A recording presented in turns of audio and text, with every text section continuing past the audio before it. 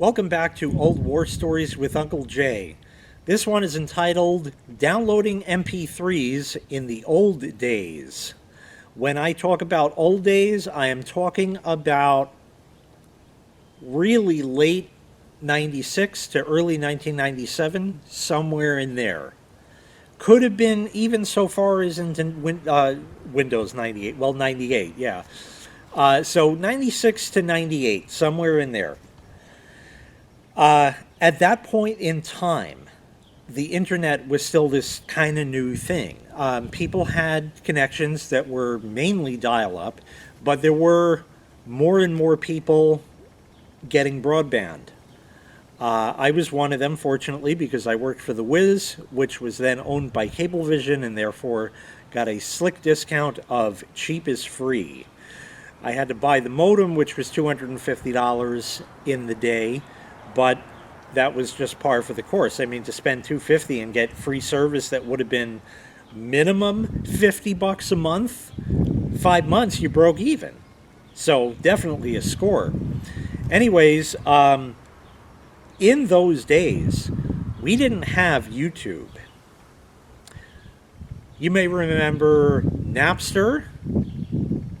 We didn't have Napster. We didn't have any of that. But you saw something or came across something, a low quality soundbite of a song. Maybe you heard a song on the radio and you searched it. So you search that, whatever search engine you use, and then you would type the name of the song and then download, and then it would come up with a bunch of sites. Well, these bunch of sites were links to sites that were known as FTP sites, or File Transfer Protocol. You know, in the web browser, you got that HTTPS going on there. Well, there was also, and still is, FTP : // File Transfer Protocol basically was, if you open up any folder on your computer, maybe where you have MP3 stored, and here's your whole list of stuff, okay? So instead of seeing it in a Windows folder like that, you would get it in a web page. Every file that was there was a link. Simple, easy enough, but you couldn't just go and download that because it would give you an error. So what you had to do was get a program called an FTP client. This was a separate program that you would run on your computer, and this program would allow you to connect to these sites and gain access. However, there were stipulations most times.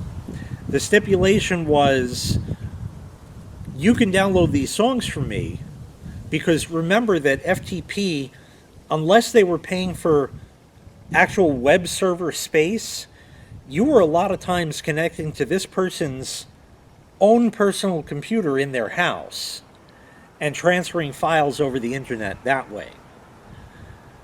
And they had a special program set up on their end, and typically it was 1 up, 3 down, which means in order for you to download any songs, you had to upload a song. You also had to upload a song they didn't have.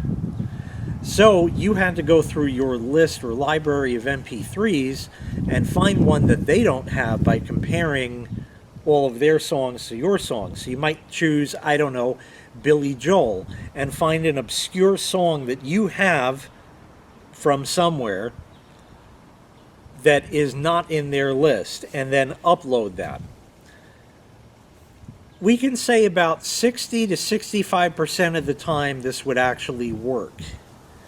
And you would upload this. Now, MP3s in these days were 128 kilobits per second sample rate, and typically 4 to 5 megabytes, sometimes even 3 to 4.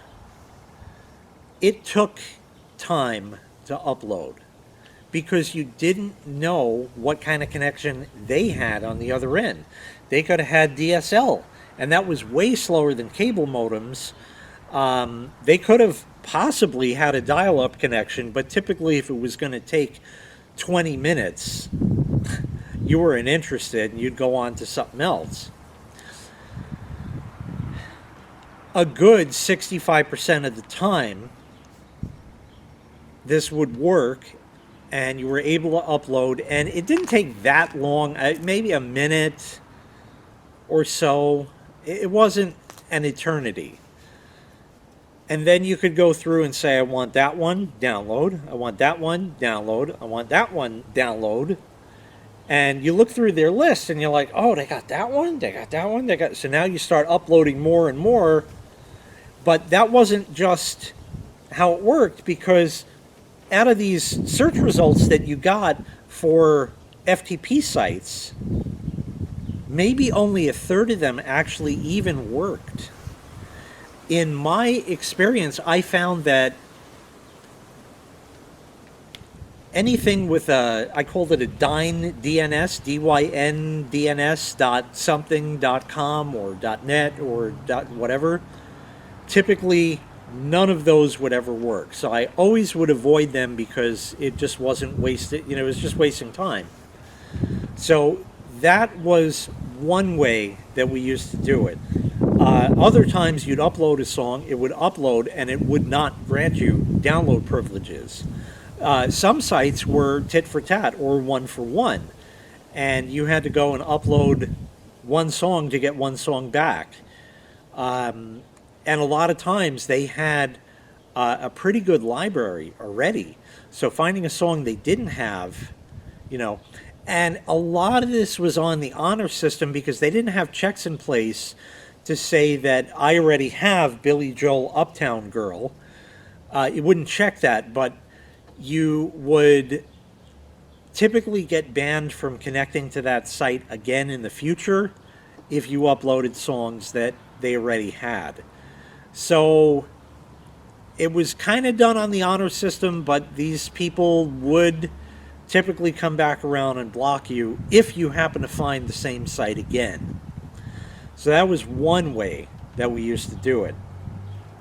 Another way was doing the same search for whatever song you want and then the word download. And then there were a good 3 sites, and I can only remember the name of one of them right now.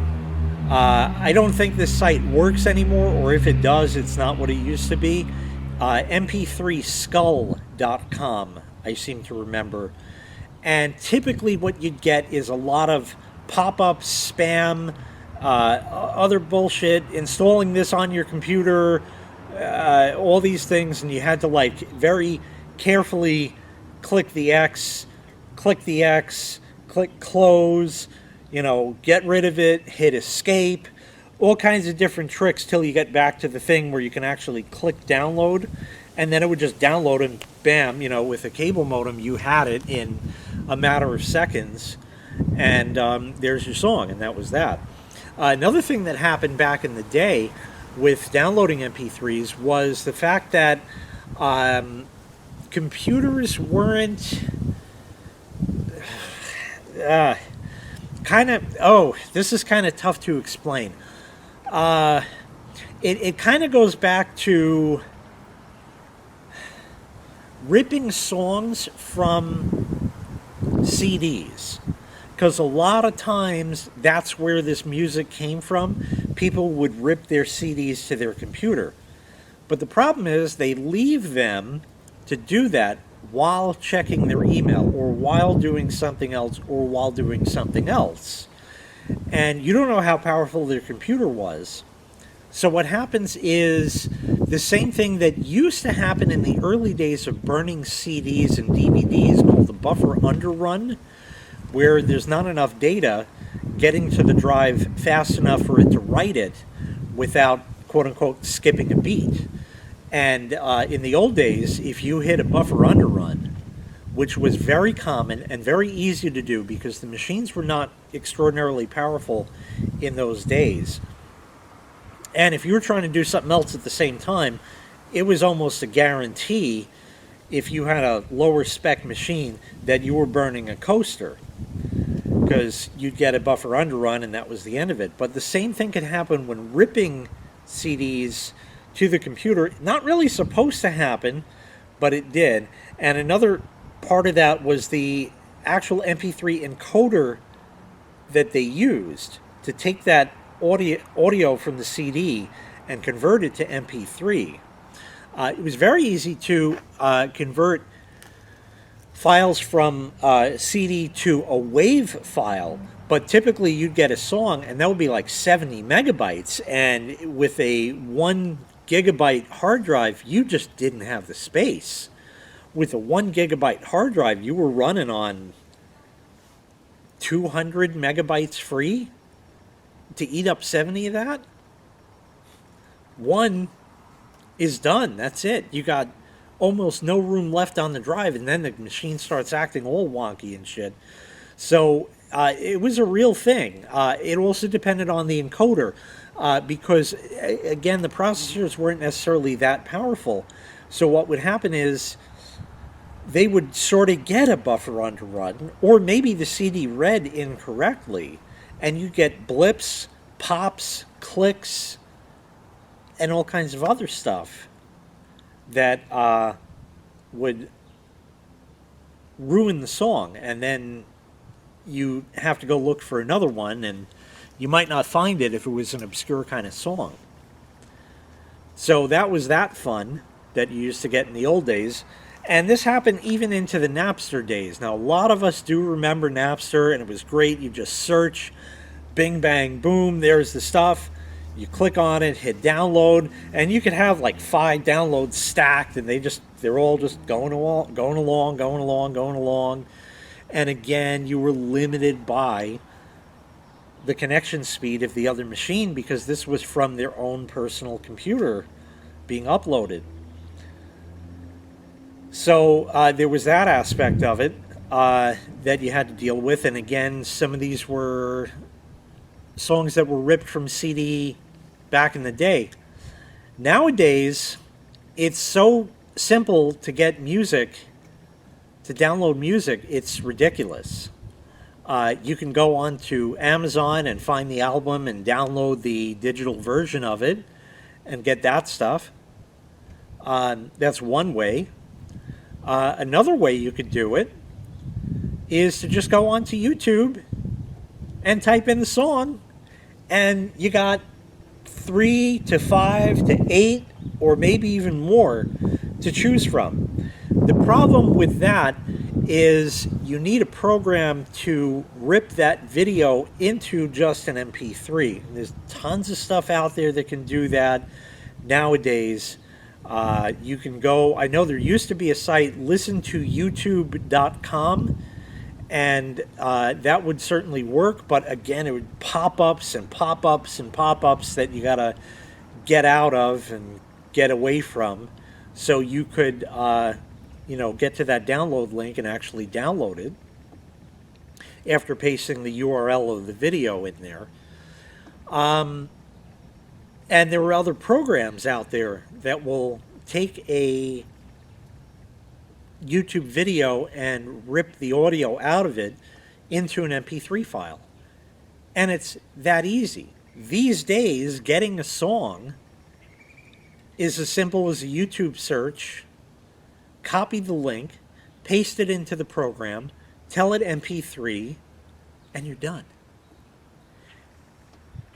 Almost always, the music on YouTube is perfect. Not 100% of the time, but most of the time.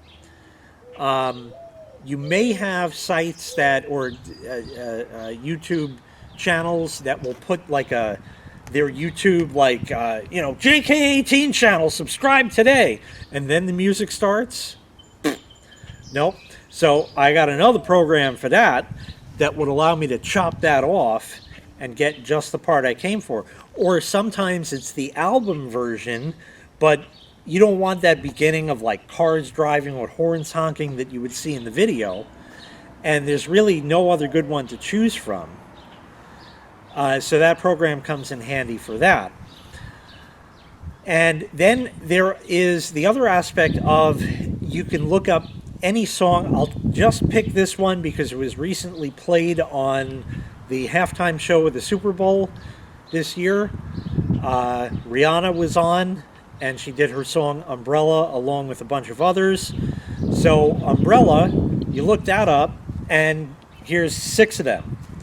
Download all 6 and play the first 10 to 20 seconds of it, and you'll hear that a couple of them will sound better than the rest. You can't be fooled by how loud it is, however, because these days we have the loudness war. V. Westlife has spoken about this a lot in certain videos.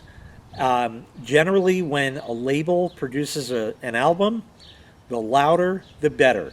And this has been an ongoing trend since probably the 1980s. It got worse in the 90s, worse in the 2000s, worse yet in the 2010s, and now in the 2020s. Whoa, it is earbleed. It is earbleed.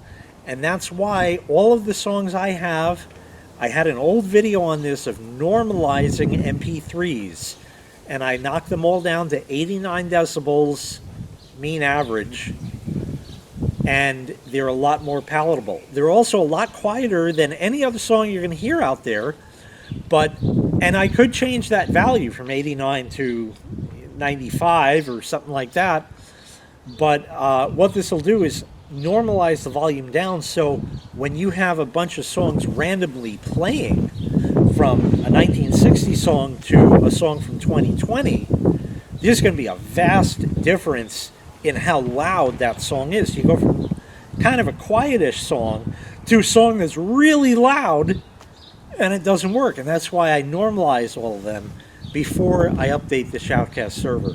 But anyway, that was just a look back at what it was actually like to download MP3s a good 25 years ago.